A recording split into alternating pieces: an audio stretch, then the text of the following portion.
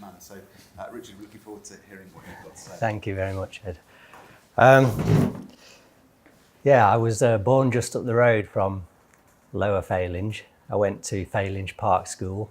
Was Green Hill back then, for those I'm sure you all remember. And when I was 14 years old, the school bought its first computer, a Commodore PET, complete with tape cassette drive to store your programs. And I used to spend my breaks and my lunch times sitting at that computer, learning how to write code.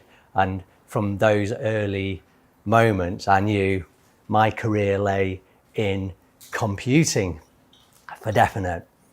And I thought when I left Rochdale to go to university, this is a place I'm never going to come back to, because if I want a career in computing, then the jobs are all down south. They're in Surrey, they're along the M4 corridor. And sure enough, I did a couple of year placements, one in Chessington, one in Winchester, and my first job after graduating was in Kingston-on-Thames. Fantastic. Now, that all changed when in 1995, myself and my younger brother set up Zen Internet Service Provider. And the reason that we chose Rochdale to set up Zen was quite coincidental. It was random. We were chatting and we were talking about the internet. And you know, remember this was the mid-90s, so you didn't have email addresses, you didn't use the web, businesses didn't have websites, social media didn't exist. And if you wanted to send as a business a document from one place to the other, the fax machine was king back then. Memos, remember memos? Those little orange envelopes? That's what we used to do back then. So the internet was a real niche thing.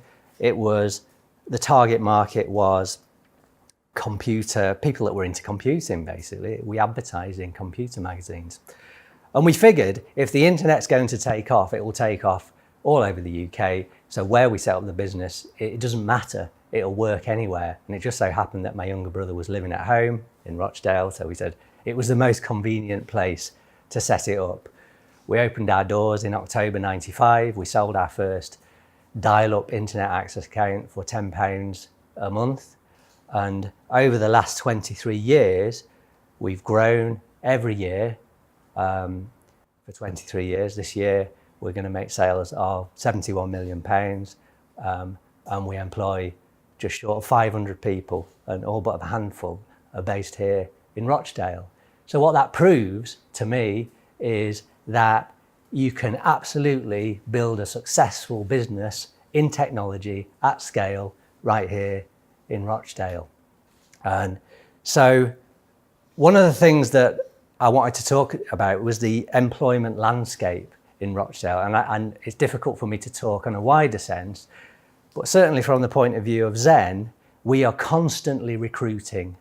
We have 2 full-time people in our HR team whose sole job is recruitment. And we've always got a vacancy list. So in the next year, we're planning to create 50 new jobs. Again, most of them are going to be based here. And you know, we have varying levels of success and difficulty in filling the various roles. So I guess the message from me is the jobs are available. We want to fill them, and we want to fill them here in Rochdale. So in terms of how could we help the New Pioneers program, I think there are a number of ways that we can support it and help make it a success. One of them is mentoring. We've got a lot of people in there that could hook up with people within the Lower Faylinge and College Bank areas and provide mentoring support. We've done this successfully with schools in the past, so I'm sure we can do it successfully with the residents of Central Rochdale. And the other thing that we can do is to help guide the careers of those people. So we can say to them, if you want one of those 50 jobs that we're going to create next year, what are the skills that you need? What are the attributes you need? What's the path that you need to follow? One thing that we started a few years ago that's been really successful is one of our biggest teams within Zen is technical support, and we have around about 100 people in the business that provide technical support to our various customer groups.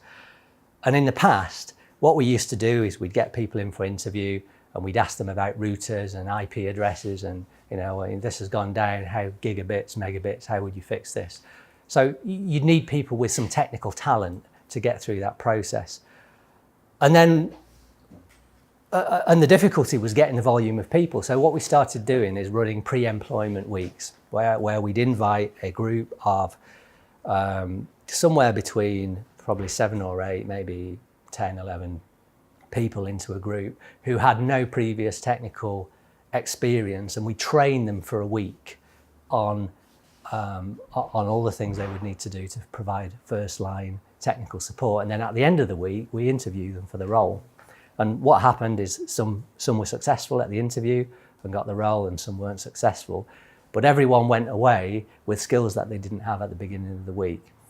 So you can see that there's a definite opportunity there to develop that concept to the wider community that's being supported by the New Pioneers programme, to bring people's skills along.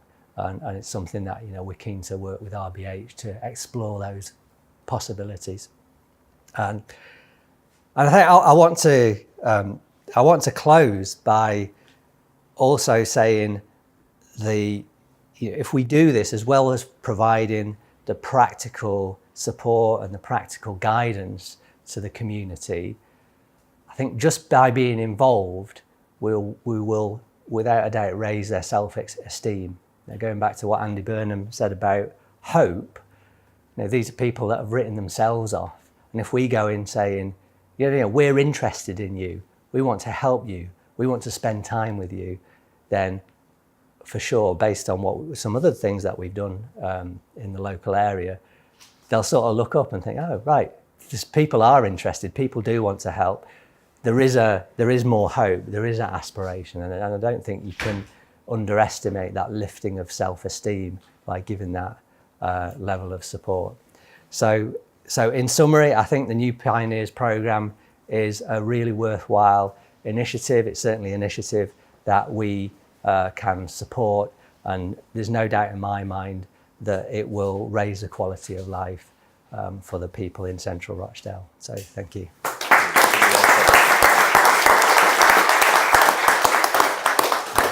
Thanks so much, Richard, for that inspiring story.